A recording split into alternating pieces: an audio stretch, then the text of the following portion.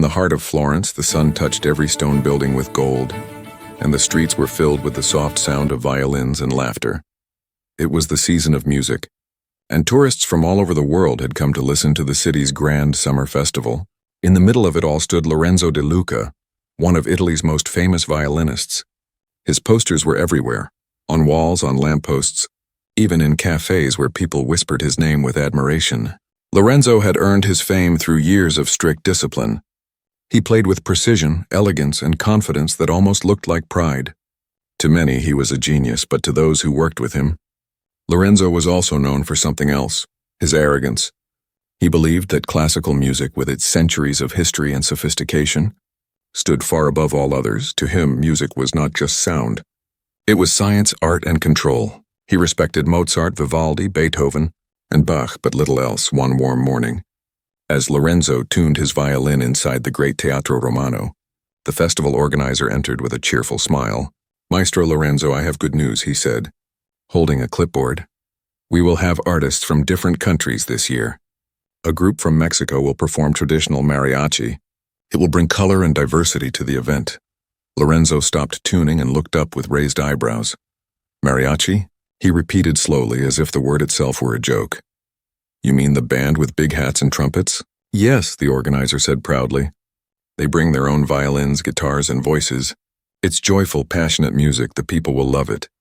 Lorenzo gave a small laugh, a sharp one that cut through the quiet hall. "Joyful, perhaps," he said, "but simple. Music should challenge the soul, not just entertain the crowd." He waved his bow like a sword in the air. "Classical music has depth. It is for people who think, not for those who just want to clap and dance." The organizer tried to smile politely. "Still, Maestro, they are our guests. I hope you'll show them respect," he said before walking out. Lorenzo barely nodded, muttering to himself, "Respect must be earned, not given." Later that afternoon, Lorenzo stepped outside the theater and walked down to the open plaza, where street performers practiced. The smell of roasted chestnuts and fresh coffee filled the air. And there, right in the middle of the square, he saw them, the mariachi group. They were setting up instruments, guitars, violins, a large guitarron, and shiny trumpets that glistened under the sunlight. There was laughter and energy in the air. The musicians wore traditional outfits, black charro suits with silver buttons and wide-brimmed sombreros. Their faces were full of warmth and joy, unlike the serious expressions of his orchestra. Lorenzo watched them with mild curiosity at first, then with amusement. One of the members, a young woman with long dark hair tied in a braid, stood out from the rest. She was holding a violin, but her way of tuning it was gentle, almost loving, not mechanical like his. When she drew the bow across the strings to test the sound, it was raw, emotional, full of something that made people nearby stop and listen. Lorenzo crossed his arms. "So that's mariachi," he whispered to himself. "A street show." The young woman looked up and noticed him watching. She smiled politely and said, "Would you like to join us, senor?" Her voice carried a sweet accent and quiet confidence. Lorenzo smirked. "I doubt I could keep up with such simple music," he said, his tone dripping with sarcasm. Her smile didn't fade. Instead, she replied softly, "Simple is not always easy.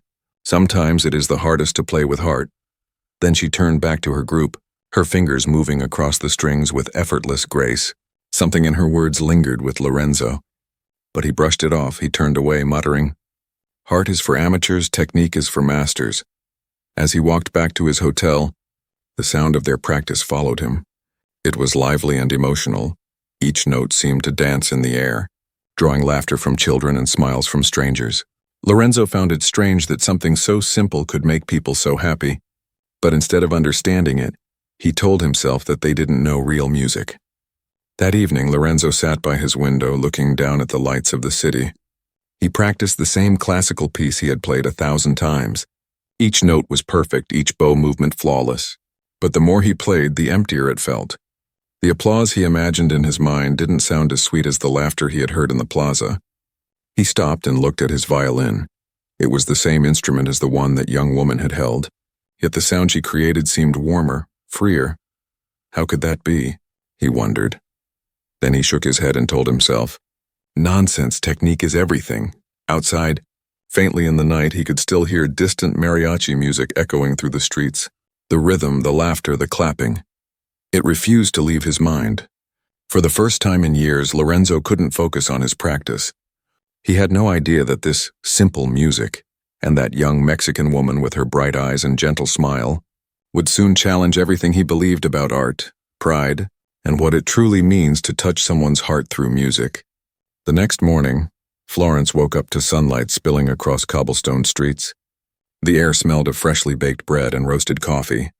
The city was alive with music, performers rehearsing, voices echoing between ancient walls. Lorenzo De Luca, the proud violinist, walked through the square with his violin case in hand. His concert was still 2 days away. But his mind was restless. He had barely slept. His thoughts kept returning to that young woman with the dark braid and the warm smile. He told himself it didn't matter. Yet, something about her words, simple is not always easy, kept replaying in his head like a haunting melody. He tried to drown it out by humming Bach, but the tune slipped back in again. As he turned the corner, he saw the mariachi group again. They were gathered under a colorful canopy in the marketplace, their instruments shining under the morning sun. People were already stopping to listen. Children clapped, an old couple danced, and the air felt alive. There she was again, went the young woman with the violin. Her name, he overheard someone say, was Camilla. Camilla stood in front of the group. Her bow resting lightly on the strings, she wasn't just playing. She was feeling every note. Her eyes closed as she swayed. The music seemed to come not from the violin, but from her soul. Each sound was warm, honest, and full of life. Lorenzo stood near a cafe pretending not to watch, but he couldn't look away. Her style was unlike anything he had been taught. Her posture wasn't perfect, her tone wasn't classical, yet the crowd around her was spellbound. He noticed something unusual. Her music had no sheet, no rules. She simply followed her heart, and it guided her fingers. When the song ended, the square filled with applause. People cheered, some even whistled. Camilla laughed shyly and bowed. It was so different from Lorenzo's concerts, where the audience sat stiff and quiet, only clapping politely at the end as the crowd began to scatter. Camilla noticed Lorenzo. She walked toward him, her violin still in hand. "Signor De Luca," she said in her soft Spanish-Italian accent. "You came to listen today?" Lorenzo straightened his coat, pretending it was a coincidence. "I was just passing by," he said coldly. "Your music is energetic." "Energetic," she laughed. "That's one word for it." She tilted her head curiously. "You don't like it, do you?" He hesitated. "It's different," he admitted. "Too free, no structure. No discipline," Camilla smiled kindly. "Ah, but that's what makes it beautiful," she said. "We don't play to control the notes. We play to let them go." Her words hit him harder than he expected. He wanted to argue, but there was no arrogance in her tone, only sincerity. Lorenzo looked at her violin, noticing its worn wood and faint scratches. "You play that old thing like it's gold," he said. Trying to change the subject, Camilla chuckled. "It's not the violin that matters," she said. "It's the hands that hold it, the story behind it." "Story?" he asked, confused. She nodded and looked down. "This violin belonged to my father," she said quietly. "He was a mariachi in Guadalajara when he passed away. I promised to keep his music alive even if I had to play it in the streets." Her eyes lifted to meet his, shining with both sadness and strength. "Every note I play is part of him." Lorenzo was silent. He had practiced his whole life for fame, prestige, and perfection, but he had never played for someone's memory. He felt a strange mix of admiration and discomfort. Just then, the festival organizer approached, clapping his hands. "Ah, Maestro Lorenzo, perfect timing," he said cheerfully. "We need to talk. Tomorrow's schedule has changed. The Italian orchestra and the Mexican mariachi will share the same rehearsal hall." "What?" Lorenzo asked sharply. "You can't mix classical and—" But the organizer interrupted. "It's a cultural exchange, Maestro. It will be wonderful. You'll learn from each other." He winked and walked off before Lorenzo could protest. Camilla smiled mischievously. "Looks like we'll be neighbors tomorrow," she said.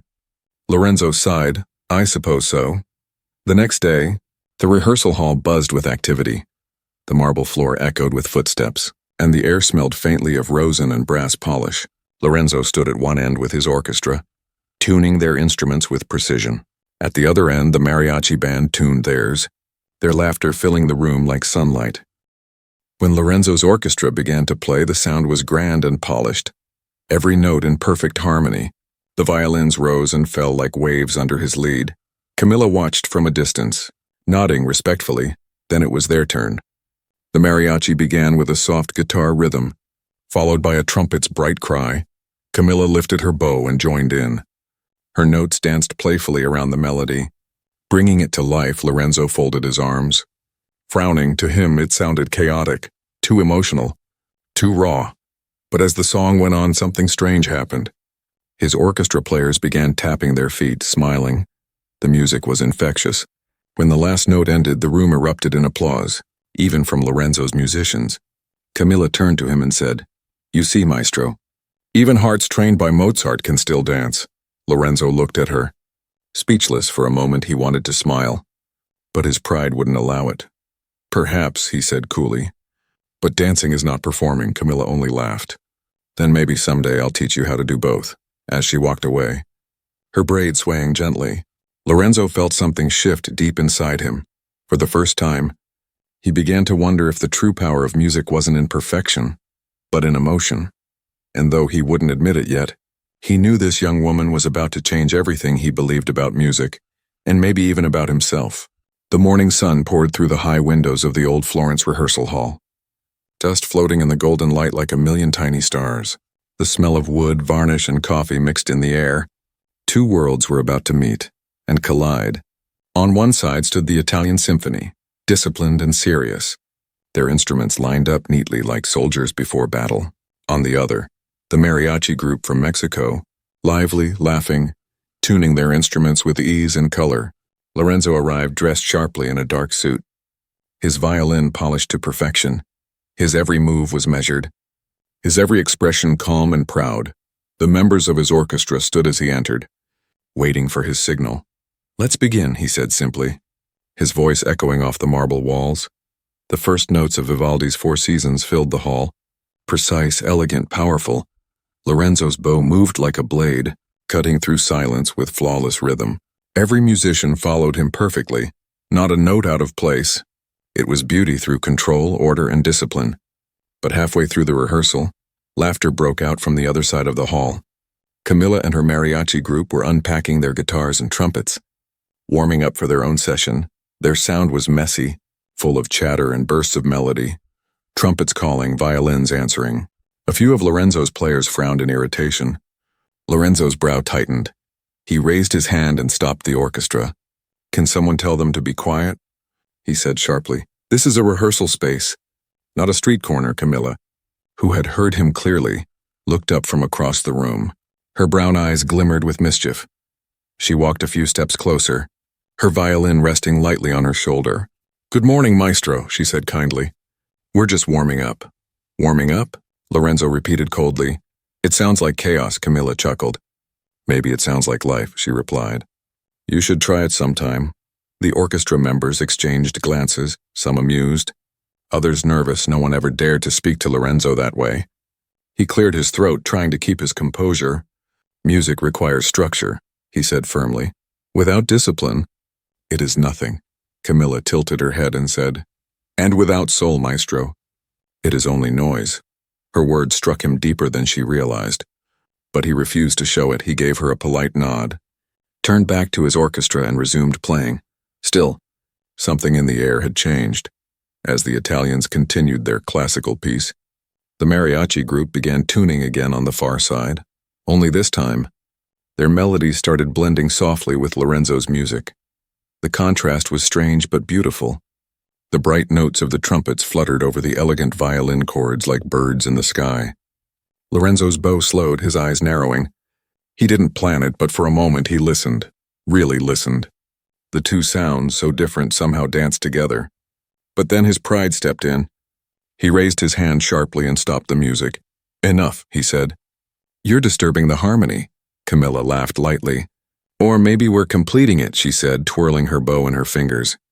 The festival organizer, who had just entered the hall, clapped his hands and said, "Wonderful. You sound marvelous together." "Together?" Lorenzo repeated, almost offended. "Yes." The organizer beamed. We've decided to add a collaboration for the closing night, a special duet between Italian classical and Mexican mariachi. You, Maestro Lorenzo, and Señorita Camila, will perform together." The room went silent. Lorenzo blinked.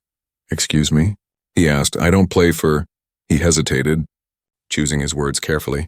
"Festive entertainment," Camila grinned. "Don't worry, Maestro. I'll try to keep up with your serious music." The orchestra chuckled quietly. Lorenzo's jaw tightened.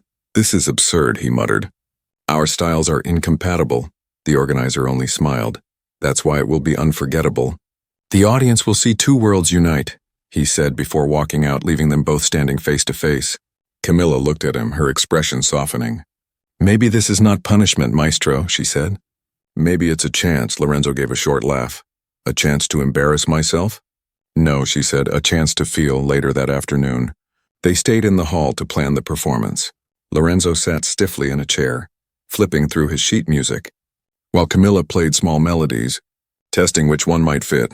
"Do you always plan every note?" she asked, watching him scribble on the paper. "Of course," he said. "Music without structure is chaos." She smiled gently. "Then maybe we can meet halfway. I'll bring the fire. You bring the frame." He looked up at her, unsure whether to be annoyed or intrigued. As they played their first few notes together, something unexpected happened. Her rhythm was unpredictable. Her bow danced freely, while his followed the strict lines of the sheet. The sounds clashed, and yet they created a strange harmony. Raw but beautiful, Lorenzo tried to keep control, counting the beats in his head, but Camilla kept pulling him off rhythm, laughing softly each time he tried to lead. "You're too stiff, Maestro," she teased. "Let the music breathe," he sighed. "Music doesn't breathe, it obeys," she shook her head.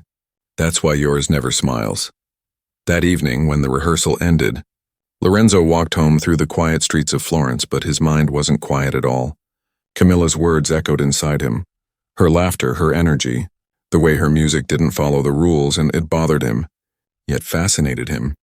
When he reached his apartment, he opened his violin case, sat by the window, and played. But this time, without thinking, he mimicked one of Camilla's playful melodies. It was simple, unrefined, but strangely beautiful. For the first time in years, Lorenzo stopped playing by sight and started playing by feeling. And as the last note faded into the soft Italian night, he smiled without realizing it, unaware that this small spark was the beginning of something that would soon change not only his music, but his heart forever. The sun dipped low over Florence, turning the rooftops golden and the sky soft orange. The festival was only a few days away, and excitement rippled through the city like music itself. Posters hung on every corner, names of artists, times, and stages printed in bold colors. One name stood out in elegant script: Lorenzo De Luca, classical violin virtuoso. But just below it, written in cheerful letters, was another addition: special duet performance with Camila Rivera, Mariachi violinist from Mexico. When Lorenzo first saw it, he nearly dropped his coffee. He stood frozen in the middle of the street, staring at the poster as people walked by. "They printed it?" he muttered under his breath. Without even asking? He could hardly believe it. He stormed into the rehearsal hall, his footsteps sharp and echoing against the marble floor. Who approved this duet nonsense? He barked at the organizer, who was sitting with a clipboard. "Maestro," the organizer said with a calm smile. "It's official. The people are already talking about it. They love the idea. Italian passion meets Mexican soul. It will be the highlight of the festival." Lorenzo threw his hands up. "Highlight? Or disaster?" Before he could argue further, a soft voice behind him said, "You worry too much, Maestro." It was Camilla, standing in the doorway with her violin case in hand, a playful smile on her face. "It's just music." "Not war." Lorenzo turned, exasperated. "You call it music. I call it chaos," he said. She laughed, walking closer. "Then maybe you should let chaos teach you something new." He sighed deeply. "I don't do improvisation, Señorita Rivera. I follow structure, harmony, technique." Camilla opened her violin case. "And I follow feeling, rhythm, and people's hearts," she said, lifting her violin. "Maybe together we'll find something in between." Lorenzo rubbed his temples. "This will be a disaster," he muttered again. Their first official rehearsal together began that afternoon. The hall was quiet except for the faint hum of a ceiling fan. Lorenzo set up his sheet music on the stand, pages perfectly aligned. Meanwhile, Camilla sat on the edge of a table, her legs swinging as she tuned her violin by ear, humming softly. He looked at her and frowned. "You don't use a tuner?" She smiled. "I trust my ear, not a machine," he muttered under his breath. Unbelievable, and began to play. The notes flowed smoothly from his violin, rich, elegant, precise. Camilla waited a few seconds, then joined in. Her sound was warm, almost like sunlight breaking through clouds. But instead of matching his tempo, she danced around it, sometimes ahead, sometimes behind, playful and free. Lorenzo stopped mid-note. No, you're off tempo," he said sharply. She giggled. "Off your tempo, maestro." "Not the music's." He frowned. "Music has a tempo." "That's the point," Camilla tilted her head. "Not in my world," she said simply and started playing again. This time her melody rose and fell like laughter. Her bow bounced lightly across the strings, her fingers moving with instinct rather than plan. Lorenzo tried to join in again, but every time he thought he'd caught her rhythm, she changed it, teasing him without meaning to. His frustration grew. "You're impossible to play with," he exclaimed, lowering his violin. Camilla stopped and smiled. "Or maybe you're impossible to feel with." Her words hit him like a note that stayed ringing long after it was played. He sat down heavily on a chair, wiping sweat from his forehead. "You make it sound so easy," he said quietly. "But you play like the wind. No rules. No path, just movement," she smiled gently. "That's because music is the wind. Maestro," she said softly, "you can't control it. You can only let it carry you." For a moment, the room was silent. Lorenzo looked at her. The way her eyes shone when she talked about music, the warmth in her voice, the quiet confidence she carried. It was so different from the pride and precision he lived by. Finally, he said, "Fine, let's try again, but this time, teach me." Her smile widened. "Teach you? The great Lorenzo De Luca? Don't make me regret this," he muttered, picking up his violin again. They began once more. This time Camilla led. Her bow moved softly, guiding the melody like a story unfolding. Lorenzo followed, hesitant at first, but then something shifted. He stopped counting in his head and started listening with his heart. Their sounds began to blend, not perfectly, but beautifully. The classical grace of Lorenzo's notes met the wild spirit of Camilla's rhythm, creating a sound that filled the room with something alive and new. When they finally stopped, the silence that followed was full. Heavy, electric. Lorenzo lowered his violin. Breathing deeply. "That wasn't terrible," he said reluctantly. Camilla laughed. "Careful, maestro. That almost sounded like a compliment." He smirked slightly. "Don't let it go to your head," but deep inside, he knew what had just happened was something rare. For the first time, his music had felt free, unpredictable, emotional and real as they packed up. Camilla turned to him and said, "Tomorrow, same time?" He nodded, "Yes. But this time we do it my way first," she winked. "We'll see whose way wins." That night, Lorenzo couldn't sleep. He sat by his window again, his violin resting in his lap. He replayed the afternoon in his mind, her laughter, her energy, the strange beauty of their combined sound. For years he had played for applause, for perfection, for fame. But what he felt today was something entirely different. It wasn't about performance, and it was about connection. As he drew his bow gently across the strings, a soft, simple melody filled the room, one he didn't recognize at first. Then he realized it was hers, Camilla's tune. He smiled to himself in the quiet night, and for the first time in his career, Lorenzo De Luca felt like a student again, not a master. The next day, the air in Florence carried the scent of rain. Soft clouds hung low over the rooftops. The city felt calm, but inside the rehearsal hall, a quiet storm was waiting. Lorenzo arrived first, as always, dressed neatly in his dark suit, violin case in hand. He stood by the window for a moment, watching the drizzle blur the streets. His reflection in the glass looked older than he remembered. Proud, but tired, he turned when he heard footsteps behind him. Camilla entered the room humming softly. Her hair was damp from the rain, and her laughter filled the space like sunlight breaking through clouds. She carried her violin carelessly, swinging it by the neck as if it were part of her. "Good morning, maestro," she said cheerfully. "Ready for another battle?" Lorenzo gave a faint smile. "I was hoping for a rehearsal." "Not a war," she grinned. "Then stop fighting the music," he sighed. "You make it sound easy." Camilla tilted her head. "It's not about easy, it's about feeling," she said. "Yesterday you started to feel it, I saw it in your face. He frowned slightly. I don't recall showing any such expression, she chuckled, setting her violin on her shoulder. Your music spoke louder than your face. Maestro, they began to play again. This time Lorenzo tried to lead with control. His bow steady, his fingers sure. But Camilla danced around him, bending notes, pausing unexpectedly. Her rhythm teased his, never mocking, just playful, free. It was like watching a bird fly around a tree. Impossible to catch, but beautiful to watch. Halfway through the song, she suddenly stopped, lowering her violin. No, no, no, she said, shaking her head. You're still playing with your brain, Lorenzo blinked. Where else should I play from? She smiled. From here, she said, tapping her chest gently. The heart, he sighed. My heart doesn't know time signatures. Then maybe your heart needs a new teacher, she said with a wink. He rolled his eyes but couldn't hide the small smile forming at the corner of his lips.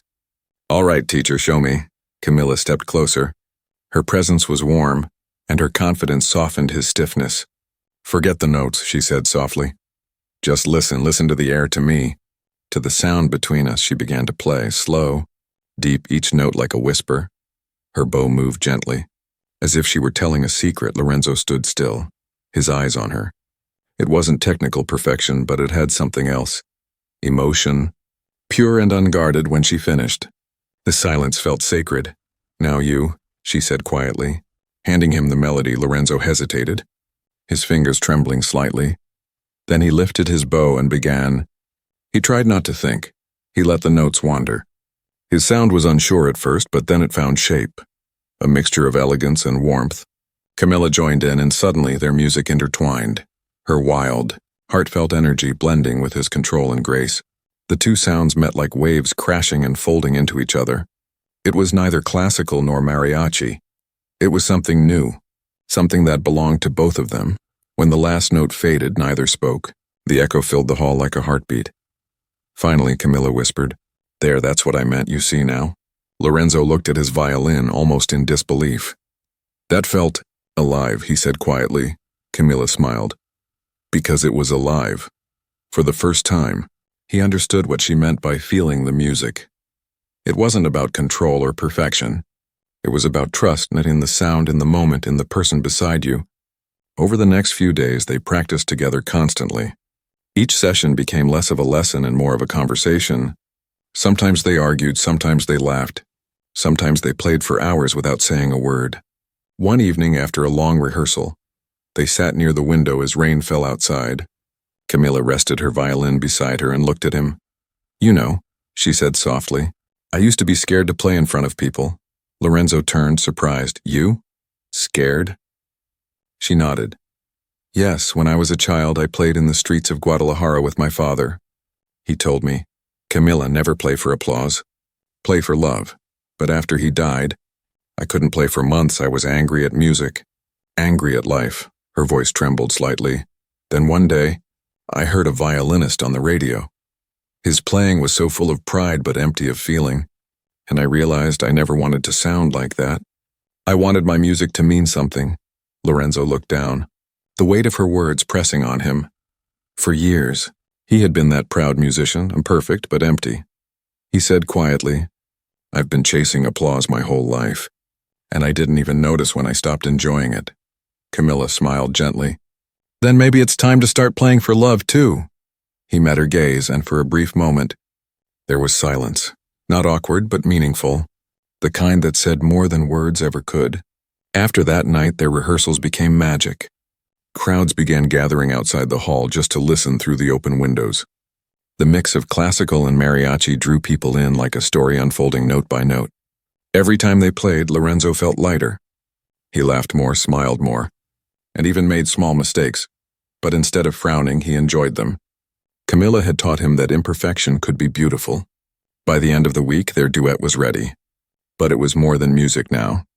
It was a friendship, maybe something deeper, built on sound, trust, and the courage to change. One evening, as they finished their final rehearsal, Camilla turned to him and said, You've changed. Maestro, he raised an eyebrow. For better or worse? For real, she said with a smile. You're finally playing like you mean it. Lorenzo laughed softly. Then I suppose I should thank my teacher, she grinned. You can thank me after the concert, he smiled back. I intend to. That night, Lorenzo walked home through the quiet, rain-washed streets. He felt something he hadn't felt in years. Excitement, not for the applause or the fame, but for the music itself, for the story it told, for the person who helped him rediscover it. And though this performance wouldn't just be a duet, it would be the beginning of a new melody, one that would stay with him forever. The night of the festival arrived like a heartbeat echoing through Florence. The city glowed with golden lights, the air buzzing with excitement. Every street leading to the Gran Piazza della Musica was packed with people, locals, tourists, musicians, and dreamers. The stage stood proudly in the center, draped in red and white banners. Its lights shimmered like stars waiting to shine on something extraordinary. Backstage, Lorenzo stood in front of a mirror, adjusting his bow tie for the 5th time. His reflection looked calm, but inside his heart thumped like a drum. He had performed in countless concerts before, yet tonight felt different. It wasn't just another show, and it was a risk, a step into unknown music. A partnership that had already changed him. Camilla walked in, her dress a deep shade of emerald green that caught the light with every movement. Her braid was pinned with tiny silver charms that jingled softly. She looked at him and smiled. "You look nervous, maestro," she teased.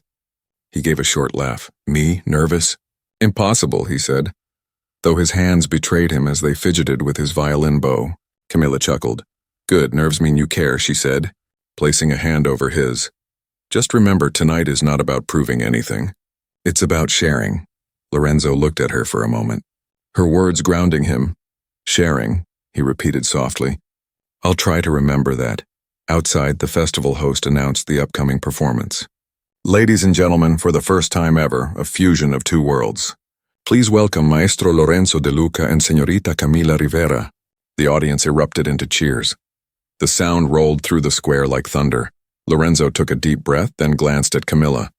"Ready?" She grinned. Always.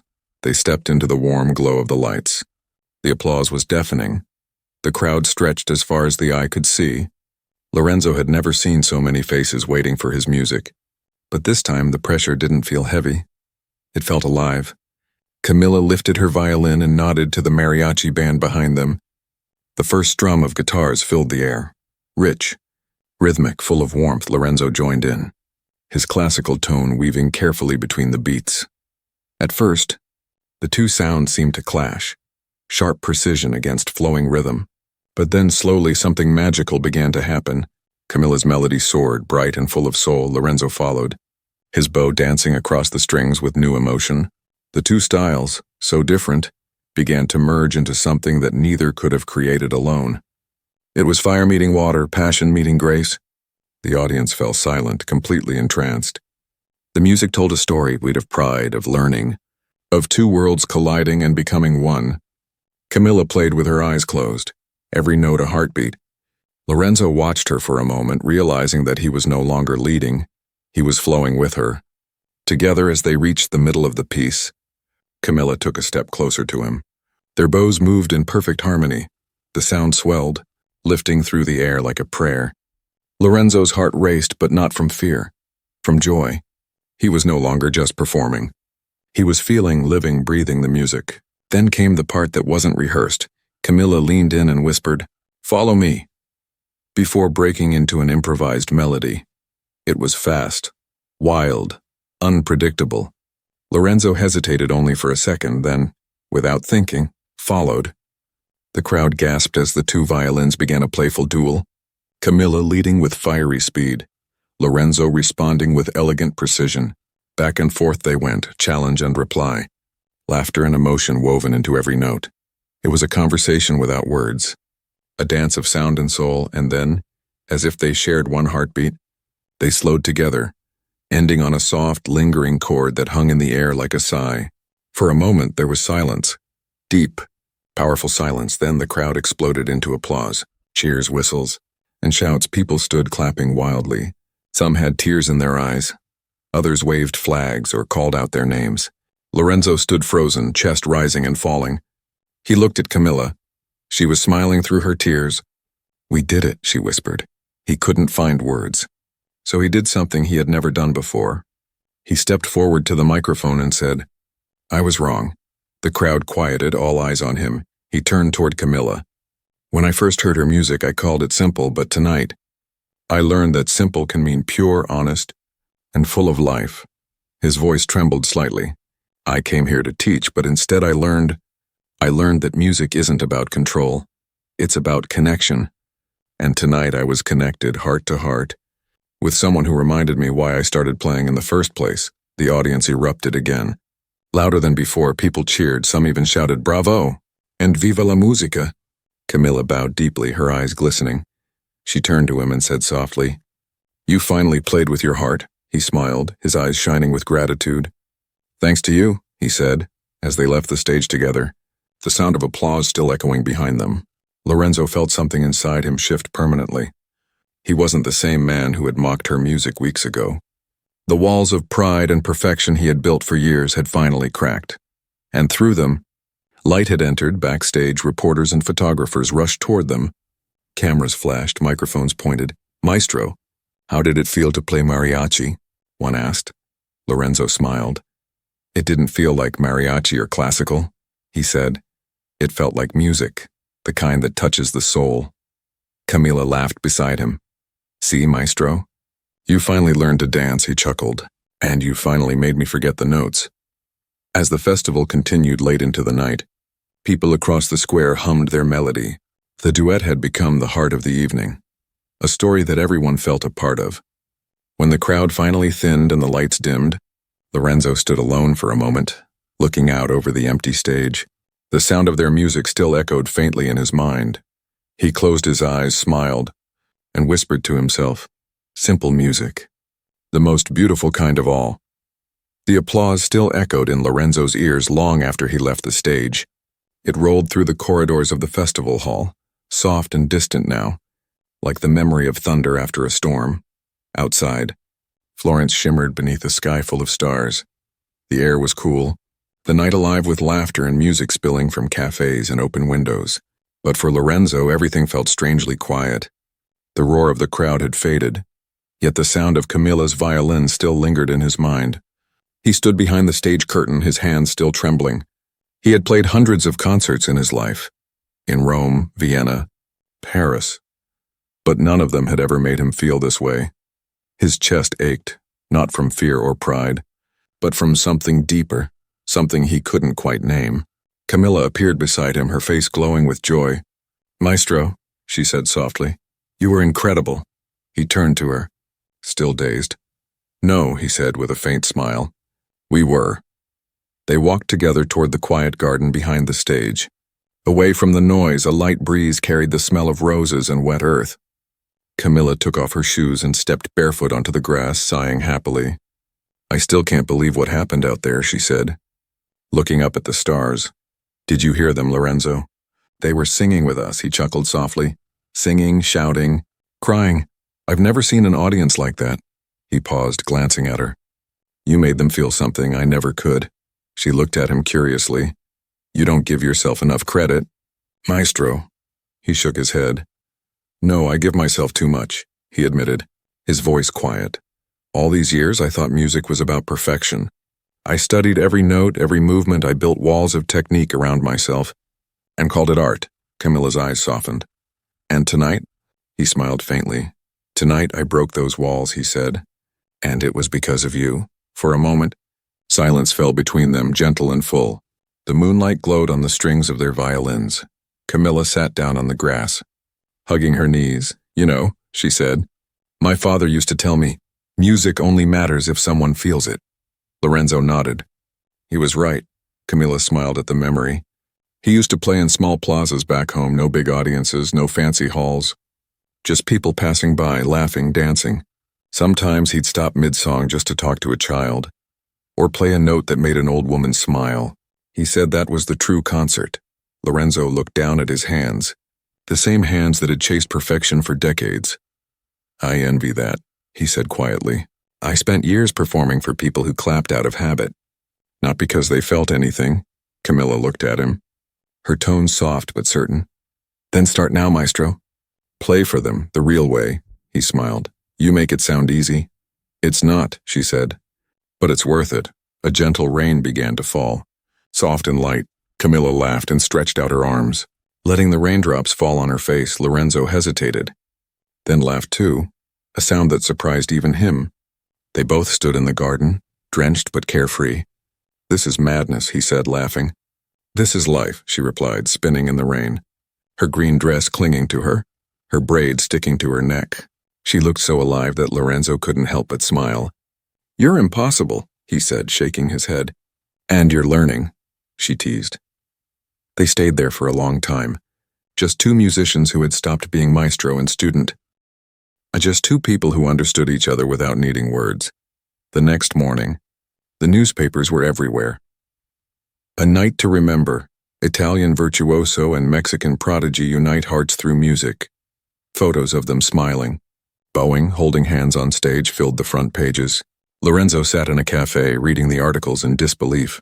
People greeted him on the street shouting, "Bravo, maestro!" But for the first time, applause didn't feel hollow, it felt earned. Camilla entered the cafe a few minutes later, wearing sunglasses and carrying 2 coffees. "You've gone viral, maestro," she teased. Sliding into the chair across from him, he laughed. "Don't remind me. I've already been called the romantic violinist by 3 reporters," she grinned. "Could be worse, you could be called the grumpy one." He chuckled. "That title belongs to me by default." They sat quietly for a while, sipping their coffee, watching people pass by outside. "You know," Camilla said suddenly, "I'm leaving for Mexico next week." Lorenzo froze for a second, lowering his cup. "Already?" She nodded. "My community back home is waiting for me. I promised to teach the children music, to open a little school." He looked at her, trying to hide the sadness in his eyes. "Of course," he said quietly. "That's beautiful." She smiled softly. "You could visit, Mexico?" he said with a faint laugh. "I wouldn't know where to begin." "Start with a song," she said simply. "The rest will come." He looked at her, really looked, and for the first time, realized how much she had changed him. Not just as a musician, but as a man. "I don't think I've ever met anyone quite like you," he said. Camilla smiled. "Good," she said. "That means I did my job." A bell rang somewhere outside, and a group of street performers began playing a mariachi tune nearby. The sound floated through the open window. Bright and full of joy, Camilla turned toward it, eyes shining. Lorenzo listened quietly and then, without thinking, and he began to hum along. Camilla's smile widened. "See?" she said, "You're one of us now." He laughed softly. "Heaven help me." As the music grew louder, people in the cafe began tapping their feet, some clapping along, and for the first time in his life, Lorenzo didn't care about tempo or perfection. He clapped too, offbeat but happy. When the song ended, Camilla looked at him and said, "Promise me something, maestro." "Anything," he replied. "Never stop playing with your heart." He nodded slowly, his voice low. "I won't. I swear it." And in that small cafe in Florence, surrounded by strangers, the Italian maestro and the young Mexican violinist shared a quiet moment of understanding, the kind that only music could create. That evening, as the sun set over the city, Lorenzo stood at his window again, violin in hand. He began to play softly, not for fame, not for perfection, but for memory, for the woman who had shown him the truth, for the music that had finally set him free. And though she would soon be far away, her melody stayed in his heart, echoing like a promise that would never fade. The train station in Florence buzzed with life that morning. Steam curled up from the engines. Pigeons fluttered near the tracks, and travelers hurried through the misty air with luggage in hand. Lorenzo stood silently on the platform, his violin case by his side, watching as the morning train to Madrid prepared to depart. It was the first leg of Camilla's long journey home to Mexico. She stood a few steps away, dressed simply, her dark braid resting over her shoulder, a small smile on her face. "You didn't have to come all the way here, maestro," she said softly, looking up at him. Lorenzo gave a faint smile. "I didn't come to say goodbye," he said. "I came to say thank you." Camilla laughed lightly. "You've said that 100 times already." He shook his head. "Not like this." His voice lowered, warm but steady. "You gave me something I didn't know I'd lost, my heart for music." Camilla's eyes softened. She looked down at her violin case, tracing a small scratch on its surface. "You found it yourself," she said. "I just reminded you where to look." The whistle of the train pierced the air. Loud and sharp, people began boarding. the sound of footsteps and voices echoing across the platform. Lorenzo's chest tightened. He wasn't used to feeling this strange heaviness that came from watching someone important leave. Camilla looked at him one last time. "Don't stop playing, Maestro," she said. "And don't forget, perfection is nothing without passion."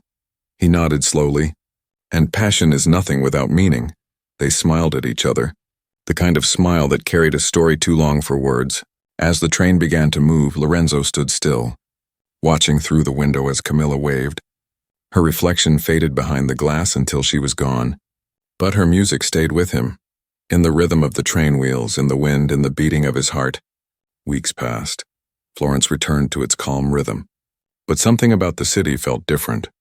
People still talked about the night when an Italian maestro and a Mexican violinist had made history. Videos of their duet spread everywhere, across social media, television, even music schools. Children in Italy began humming mariachi tunes mixed with classical melodies, and musicians started experimenting with both worlds. Lorenzo, meanwhile, changed more quietly. His concerts were no longer the same. He no longer played stiffly under the weight of perfection. Instead, he smiled on stage, sometimes closed his eyes mid-performance. Letting the sound take him wherever it wanted, the audiences noticed. They didn't just clap, they felt, after one concert, a young boy approached him backstage, clutching a cheap plastic violin. "Maestro," the boy said shyly, "my papa says I should learn from you." Lorenzo knelt to the boy's level and smiled. "Then your papa is wise, but remember something. Play because it makes you feel alive, not because it makes others clap." The boy nodded eagerly, and Lorenzo couldn't help but think of Camilla's words echoing inside him. Months later, an invitation arrived in the mail. The envelope was light brown with hand-drawn flowers on the corner. Inside was a letter written in soft cursive. "Dear Lorenzo, the school is open. La Casa de la Musica. The children play every day under the open sky. They would love to hear you play, too. Come if you can. Love, Camilla." Lorenzo smiled as he read it. The decision was instant. He packed his violin, booked a flight, and a week later, he found himself standing in a small, dusty village outside Guadalajara, Mexico.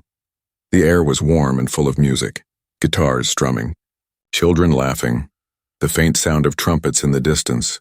The school wasn't a building, but an open courtyard surrounded by bright murals and paper flags fluttering in the wind. Camilla was there, surrounded by children, teaching them a simple melody. When she saw him, her face lit up like sunrise. "You came," she said, running to him. He smiled. "You invited me," she laughed. "I didn't think you'd actually do it." "Neither did I," he admitted, "but then I remembered your father's words. Music only matters if someone feels it. I wanted to see the place where music lives." The children gathered around him, eyes wide, whispering excitedly. "Is that the Italian maestro?" one of them asked. Lorenzo knelt down and opened his violin case. "Who wants to play with me?" he said. Dozens of small hands shot up. The courtyard filled with laughter. Camilla handed him her old violin, the same one her father had given her. "Play with them," she whispered. He nodded, lifting the instrument. The strings felt warm under his fingers. He started softly, a melody from Vivaldi. But soon, Camilla joined in with her mariachi rhythm. The children followed, their notes wild and imperfect but full of joy. The sounds mixed, classical grace, mariachi fire, and childlike wonder, blending into something that wasn't from one country or another, but from the heart. The villagers began to gather around the courtyard, clapping, swaying, some even dancing. When they finished, the applause was pure, genuine. The children cheered. Camilla smiled at Lorenzo, her eyes glistening. "See, Maestro?" she said softly. "This is what music is meant for." He nodded, his throat tight, to be shared that evening. As the sun set behind the hills, painting the sky with gold and crimson, Lorenzo sat outside the little music school, watching the children chase each other. He looked at Camilla, who was helping a young girl tune her violin, and felt a warmth he hadn't felt in years. He realized that life, like music, was never meant to be perfect. It was meant to be felt. Before leaving Mexico weeks later, Lorenzo stood with Camilla at the edge of the courtyard. "You've built something beautiful here," he said. She smiled. "We built it. Music doesn't belong to one person, Maestro. It belongs to everyone willing to feel it." He looked at her, his eyes soft. Then promise me something, he said. She raised an eyebrow playfully. Another promise? He nodded. Never stop teaching the world to feel. She smiled gently. Only if you promise never to stop playing. He held out his hand. And she took it, their fingers locking for a brief moment. The same connection that once began with clashing notes now felt eternal. When Lorenzo returned to Italy, he continued to play. Not just in grand halls, but also in plazas, schools and orphanages. Sometimes children would join him with trumpets or small guitars, blending classical and mariachi just like that magical night. And every time he played the melody they had created together, he whispered under his breath, simple music, the kind that changes everything. Because in the end, the maestro had learned the greatest truth of all, that the most beautiful music isn't written on paper, it's written in people's hearts